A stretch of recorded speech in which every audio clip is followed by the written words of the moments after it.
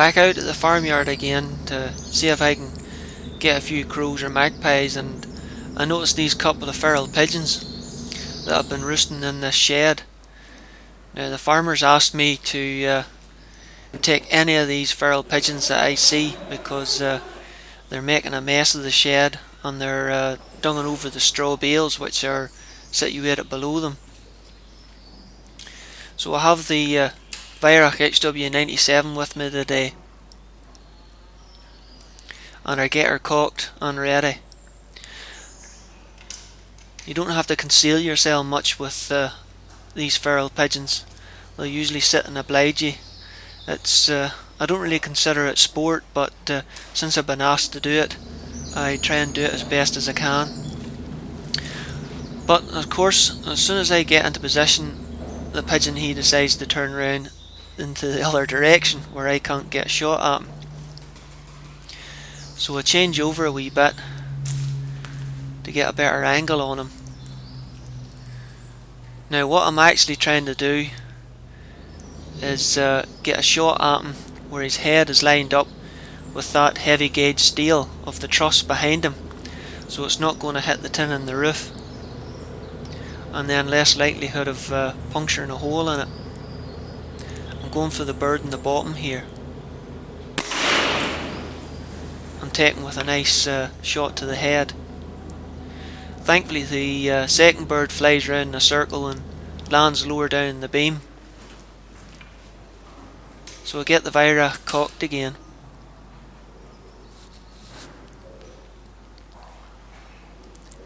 Get loaded up and find a nice comfortable shooting position.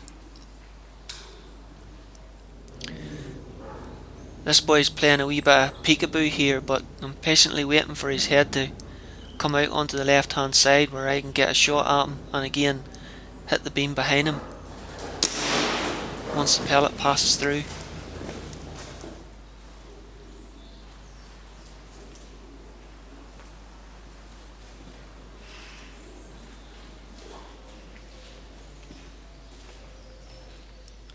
Two birds fell within feet of each other, which will make it handy for me to pick them up. I'll just set the rifle up here somewhere safe where it's not going to fall over. Carefully make my way across this wall and get the two birds picked up out of the road. You can see the amount of dung lying on the ground there along the edge of the stiles. The birds have been roosting in here for quite a while.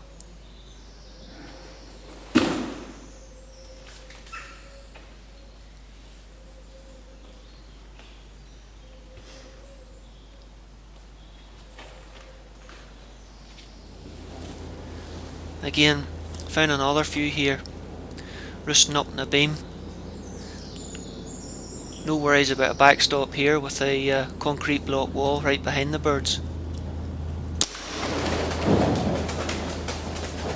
And I take another one with a shot to the head again.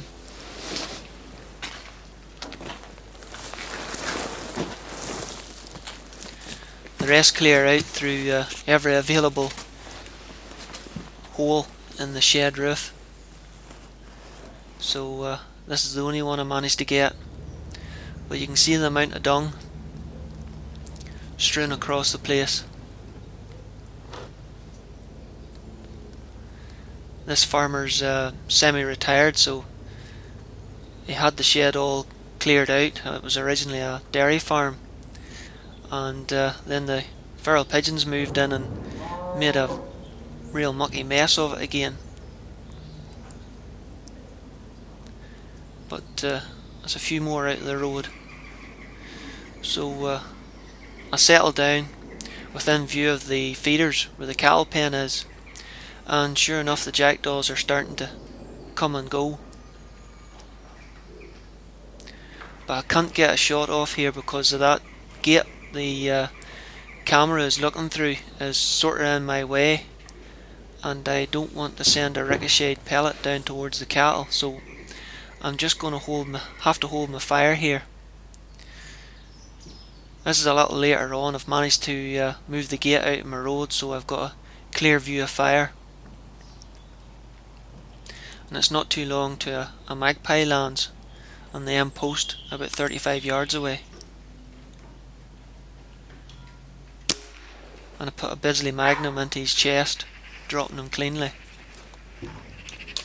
I like the wee 177 pellet, but sometimes I find that the shot to the heart and lungs doesn't always drop the bird as cleanly as I would like, not compared to the 2.2 pellet anyway.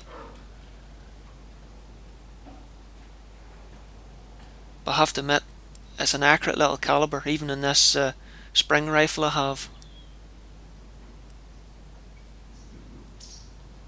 After a while, another magpie lands, but by the time I get on target, he decides to walk off to the right out of camera shot. So I recock the rifle to reset the safety catch, and what does he do? Comes straight back again. So I knock the safety catch on, get the crosshairs settled in his shoulder, and take the shot. It put him down, but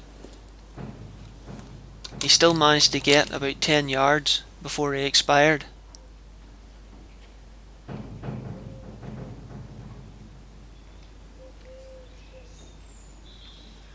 Well, that's another couple of magpies out of the road that won't be dunging in the cattle's feed bin looking for a free meal.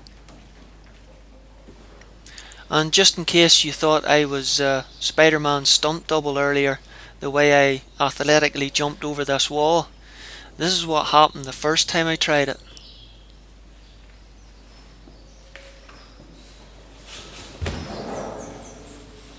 Oh, my knee.